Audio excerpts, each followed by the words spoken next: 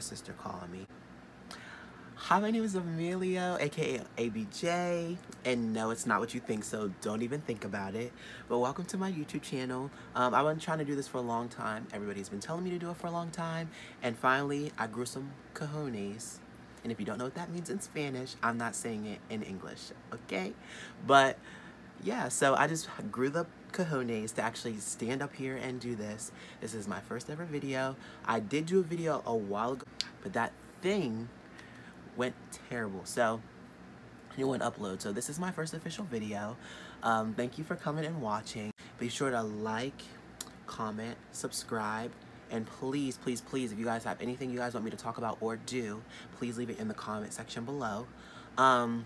My social media, everything that you need to know will be here. So if you guys want to watch my coming out story, please keep on watching. Eat it.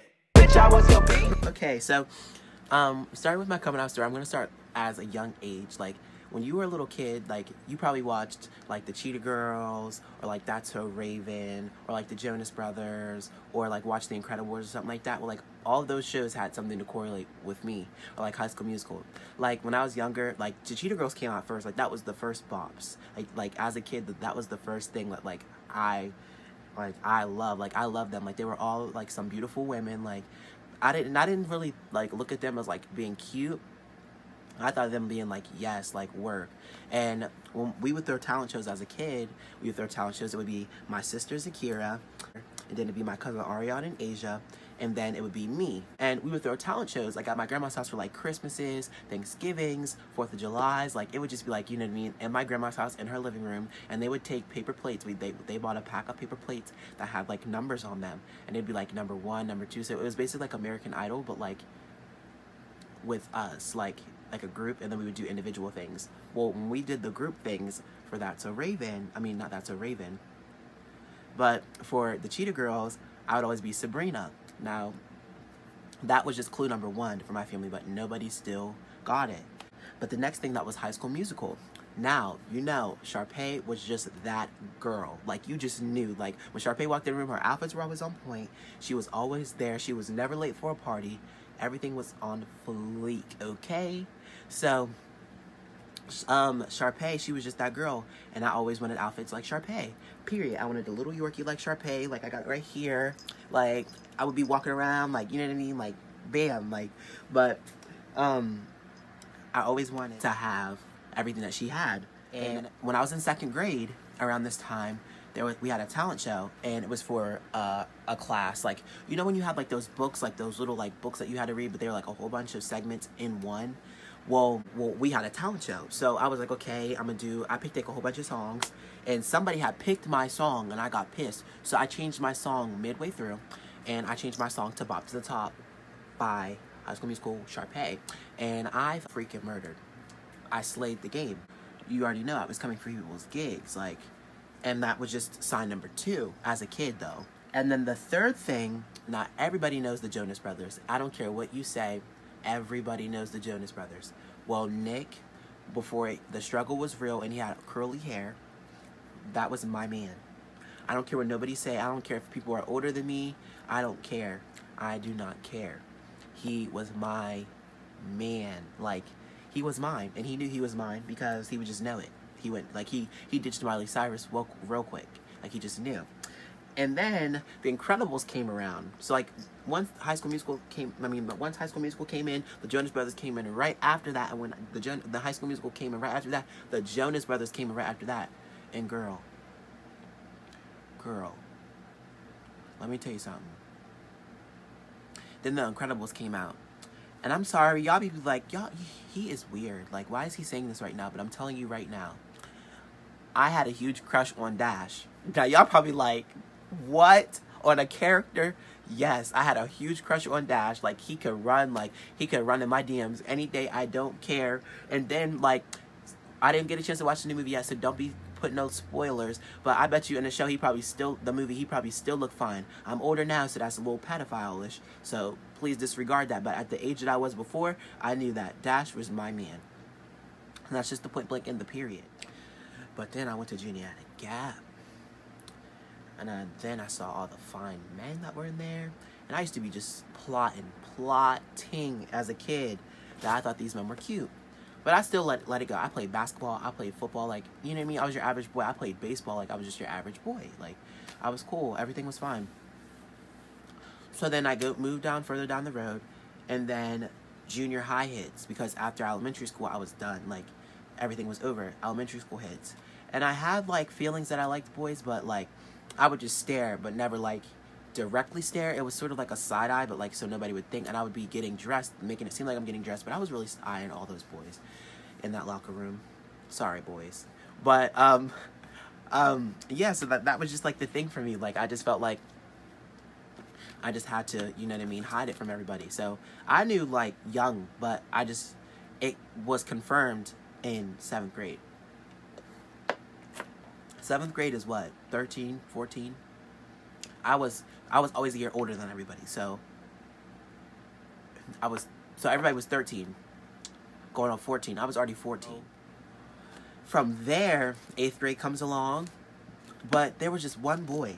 I'm not going to say his name. I'm just going to say his name was Daniel. Daniel, he was just cute, but he was just, like, goth. Like, he was just this goth kid, like, but I really had a crush on him. And I would just always, like, smile at him and stuff, and everything would be cool. And he was really nice. Like, he was really sweet. And then, but, like, nobody would talk to him. But he had his core friends, but he wasn't gay. So I thought. So then 8th grade comes around, and then he's not goth anymore. Like, he dyed his hair back to its natural color. Like, Daniel was just killing the game. Daniel got cute. He glowed up quick. Like, and then, like, after that, 9th grade comes, and then that's when it happened. That's when I knew I was gay. So Daniel, we went to this party, and it was my friend, I'm pretty sure she's not going to care if I say her name, Danny. We were at her party, and Altoona, I think, you know, we lit, like, off the top. Like, there's this ball pit there, there's laser tag, there's everything. So I was shook because Daniel was there, but the girl that I was talking to was there as well. I'm going to say McKenzie. That's going to be her name. So McKenzie was there at the party too, and so was Daniel. So I'm sitting there flirting with Daniel being a little hoe, and also flirting with McKenzie being a little hoe, but they did not know any correlation. I did not flirt with either one of them near each other. When we went to eat pizza, I did not flirt with them, none of that. And we were locked in this area. Like, we were locked in, it was a lock-in. So we stayed all night at Slinkys, probably about, like, from 10, I want to say, until probably about, like, 5 o'clock in the morning-ish. That's, like, how long you typically stayed at Slinkys. I don't know if they changed it. Maybe they did. If you guys know, leave it in the description box below, because I might even have my 21st birthday party at somebody's Slinkys. But I wanted to, like, I was like, okay, so me and Daniel wind up sneaking off somewhere. No, me and Daniel were flirting the entire time anyways, but we went and did laser tag, and, you know, he kept shooting me, and, like, nobody was going after me and Daniel, because me and Daniel had, like, this thing, like, we were just going to go after each other. But nobody else knew about it, but nobody was really going after each other. I was going after Daniel, Daniel was going after me. And, like, I don't know, like, it just felt natural. Like, I felt like naturally me and Daniel were supposed to be together. So, cool. So then, after laser tag was over, we played about 3 times that night, like, back to back to back, before we went to the ball pit. Like, the ball pit area, the play area, the rec area. So we get there, and Daniel, I'm pretty sure, I'm not mistaken, I have the video, a video of me and Daniel actually playing at Slinkys. I had my phone recording while I was in the area. But Daniel, he was really cute. Like, he still is really cute. But we're just really close friends now. But we went to, like, the corner of, like, where everything was, because if you go to the corner, nobody's gonna be able to see you. And there's, like, an entranceway to, like, the ball pit where you have to climb literally under to get to the ball pit, or you can just literally go to the ball pit. But no, me and Daniel decided we wanted to go underneath. So we went underneath, and before you know it, Daniel flips over like this and lays on his back, and we're talking, like, everything's cool. We're just sitting there, we're having a normal conversation. And then I look at Daniel. Daniel looks at me. And then I was about to try to kiss Daniel. But here's the gag. McKenzie comes over and tags both of us and says, "You're it." I was like, McKenzie, you just whole played me. Like, so then we wind up playing tag, and I lose Daniel because the area is like, it's pretty big. Like, you can lose somebody like in the tubes, like in the ceiling, like literally in the ceiling. Like, so I lose Daniel, so now I'm stuck with McKenzie. So I'm being a little thoughty, and I'm flirting with Kenzie. So I was like, okay, whatever. It was okay. It was cool. So, and she was really nice too. Like, they used to try to play her and call her a man. She was not a man. She just liked going to the gym. So, so that's how that happened. And then we had a play, and it was from Missoula Children's Music Theater. I will never forget it. It was one of the best plays I've ever done. Our school was doing Peter Pan at the time, and I didn't get the part of Peter Pan, and I really wanted it. And I was really pissed, so I started auditioning for other things, and I was like, I'm going to get this lead role. I don't care what anybody says. And Pinocchio at the Missoula Children's Music Theater, they were doing that, and I auditioned, and I got the lead role of Pinocchio. And the Lost Boys, one of my Lost Boys that was in the play was Daniel. So then me and Daniel were stuck together. So then from there, nothing happened from that standpoint. Me and Daniel remained friends. We had the same friend group. We were in the same circle. Cool. Then, here we go, because there's more, guys. Daniel is out the equation. We're still friends. We barely talked because it's high school. High school is when everybody finds who they are and they switch it all the way completely. That's perfectly fine. So, then 10th grade hits. And I tried out for the cheerleading team, didn't make it. That's okay. Then, I meet this girl. My 11th grade year? Yeah, my 11th grade year. I was on the cheerleading team. I met this girl. She was talking to this boy. I told her the boy was bad news. It was just supposed to be a friend thing. We wound up dating, year and a half, lost my virginity to her, worst mistake of my life. She told me that I was the first guy she had sex with. Now, I was happy because I was like, I wanted to lose my virginity to somebody that was a virgin. That was my mindset. I know some of you guys don't agree with that, but that was how I wanted to do it. Come to find out, years down the road, she wasn't a virgin. But, so, you know what I mean? I'm doing the do with the girl at the time. Sorry, man, I didn't turn that off. And we dated for a year and a half. And then that's when I thought that I wasn't gay anymore because the fuck is that? The fuck is that? The fuck is that? But I thought that everything was fine, everything was okay, everything was cool. Yeah, that took a toll. We dated, everything was fine, everything was cool. Her mom liked me, I'm gonna say her name was Alicia. Alicia's mom liked me. Alicia's dad liked me. Alicia's grandma was racist, so she did not like me. She told Alicia that she was going to chase me with a bat if I stepped on her porch. Now, Alicia's grandma lived with her and her dad. Alicia's mom and dad were not together. They lived in separate households. So, from that standpoint, from when that happened, I was like, okay, she cheated on me 4 times in that relationship, and I stayed all times. Then we talked again after that. And then I just couldn't, I thought about it and I was like, no. So I blocked her on all social media, haven't talked to her since. Done. Finito.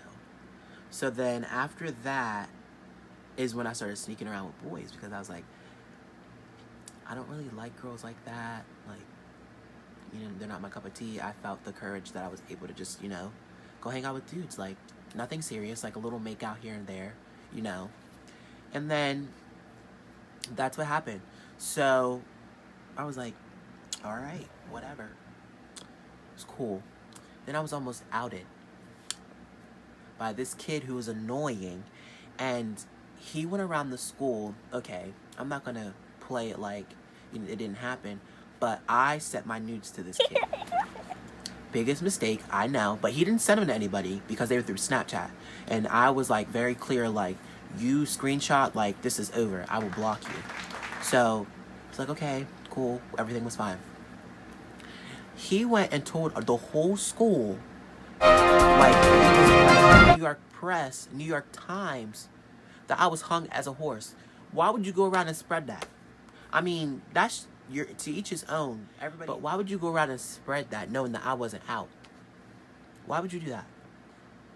Like, and so that was just another tool on itself. So that was my 11th grade year. I was a cheerleader, yes. I made the team.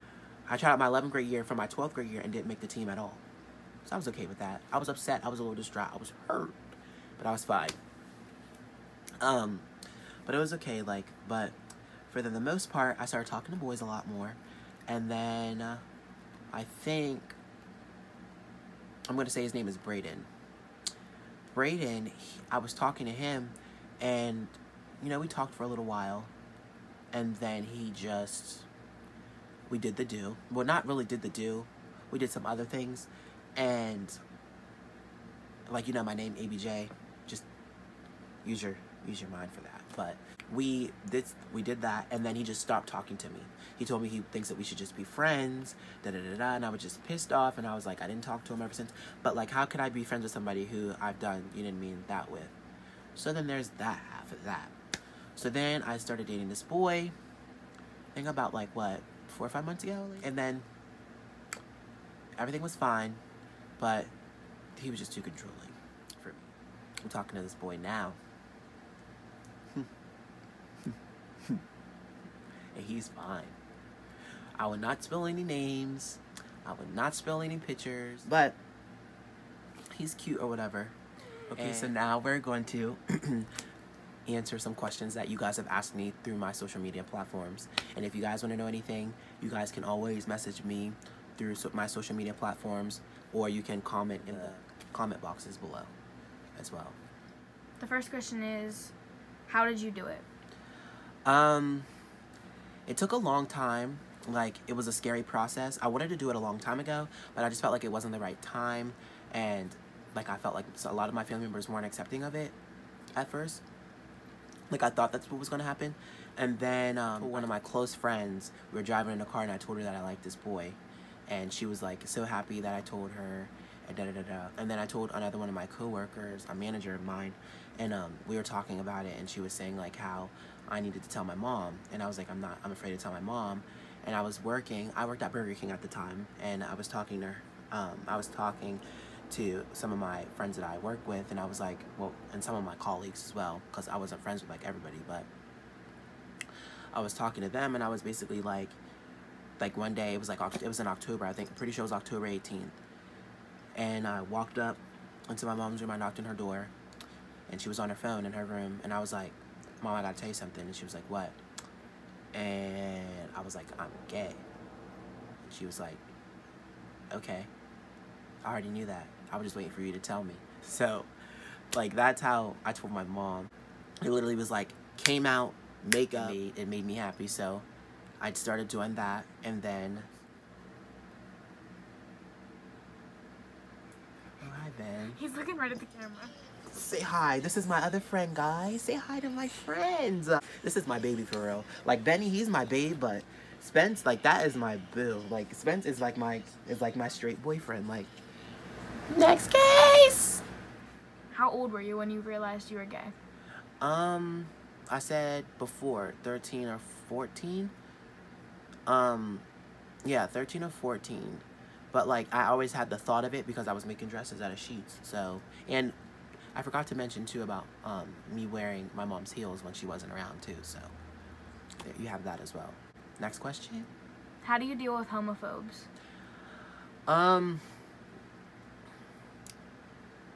You know that saying, how when life gives you lemons, you make lemonade? Well, that's how I deal with it, because I was just recently introduced to somebody who wasn't knowledgeable of African Americans and only knew of the bad reputation that we had along with being African American. So that was just one thing that I was stuck with. But then on top of that, he did not like gay people. Like, homophobic, he would tell you he was homophobic, period. But then we were talking yesterday, I was having a conversation with him, and it was like a group of us, but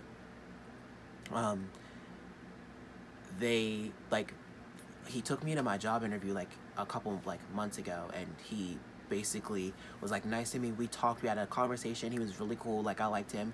He wasn't disrespectful, never turned his face up to me, nothing. And was nice to me ever since. And a lot of his family members were just shook, like they were just confused, like a gay man. And when I only met him, like every time I met him, I wore heels. So that was another thing that like took him by storm. But I mean, he never disrespected me, never treated me any type of way. And I love him, he loves me, we're cool. I'm over there almost all the time. He's a nice guy, his wife's a nice guy. I like them, and he told me that he liked me because I'm not disrespectful, and he has manners. So that's what he said. So, I mean, that's what my story is. So, I mean, I feel like everybody tells me this all the time. I'm the person that's going to change the world. So that's what I'm trying to do. I'm just trying to educate people, basically, and show them that everybody, the bad indentation that you have of somebody else isn't the indentation of everybody for that whole genre of people. So that's basically how I feel about that. In your opinion, why are people so mean about it? Because once again, back to what I was saying before, they're not educated on it. And I feel as though if they were put into our shoes, as far as the LGBTQ community, they would understand how hard it is for us to be able to succeed in the world, because it's a lot harder because we get judged. So, I mean, the big thing is education. They're not educated enough or know enough. Well, I guess that was all the questions that I was asked. This is fairly new, so I know a lot of people aren't going to ask a lot of questions. But thank you for watching my YouTube channel. I hope that I was able to educate you on my life and show you who I am, and basically so you get the background of who I am. And it is Pride Month. Happy Pride Month, guys. Thanks for watching.